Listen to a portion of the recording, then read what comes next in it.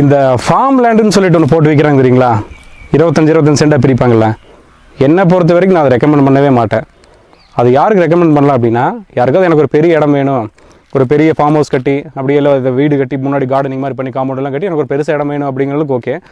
இன்வெஸ்ட்மெண்ட்டுக்கு வந்து farm land ஆகும்னு நீங்கள் என்ன கேட்டிங்க அப்படின்னா கண்டிப்பாக ஆகாது. சிட்டி சைட்லாம் பார்த்தீங்கன்னா ஃபார்ம் லேண்டு சென்ட்டே 3 லட்சம் 4 லட்சம்னு சொல்லிட்டு இருக்காங்க. கிட்டத்தட்ட இதுக்கே 70 லட்ச ரூபாய்க்கு மேலே ஆயிடுது. அப்போ யாருக்காவது திடீர்னு விற்கணும்னு என்ன பண்ணுவீங்க? கண்டிப்பாக விற்க முடியாது. ஃபார்ம் லேண்ட் வந்து உங்களுக்கு வில்லேஜ் சைடில் தான் ரொம்ப ரொம்ப கம்மியாக கிடைச்சது அப்படின்னா அது வேணால் நீங்கள் வாங்கலாம். ஆனால் இந்த வில்லேஜ் சைட்லலாம் என்ன பண்ணுறாங்க தெரியுமா, அவங்களே வந்து இந்த நிறைய பேர் ப்ரொமோட்ஸ் ஓப்பனாக சொல்கிறது ஒளிமறைலாம் கிடையாது. 1 ஏக்கர் வாங்குகிற காஸ்ட்டை 25 சென்ட்டுக்கு போட்டு விற்கிறாங்க. எப்படி சாத்தியமாகும்? அதுக்கு நீங்கள் பேச 1 ஏக்கர் எங்கேயாவது கிடச்சா வாங்கிட்டு போயிடலாம், 100 சென்ட் உங்களுக்கு கிடைக்குமே. ஸோ அதனால் என்ன பொறுத்த வரைக்கும் நான் அந்த ஃபார்ம் லேண்ட் அப்படிங்கிற ஒரு ப்ராஜெக்ட் போட்டு விற்கிறது நான் ரெக்கமெண்ட் பண்ணவே மாட்டேன். அது இன்வெஸ்ட்மெண்ட் பண்ணி வச்சிங்கனாலும் கூட திடீர்னு விற்கவும் கூட முடியாது. ஓகேங்களா? ஸோ நீங்கள் இன்வெஸ்ட்மெண்ட் பண்ணணும் அப்படின்னா ஒரு மொத்தமாக உங்களுக்குன்னு தனியாக ஒரு லேண்ட் வாங்கிக்கோங்க. 1 ஏக்கர்